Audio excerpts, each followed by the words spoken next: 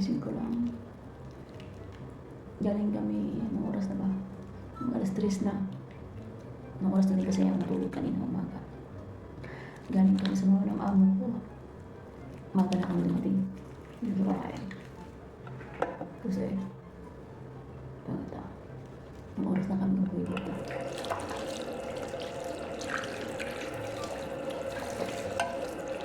Kailangan siya na. Bago mag-work. Siyempre. Lalo pa ako hindi. Ang group mo.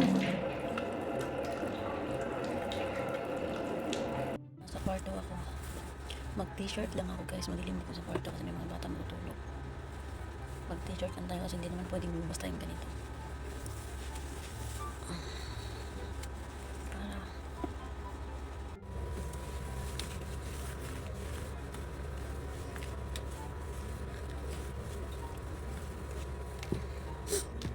Tapos na ako mag-bihis.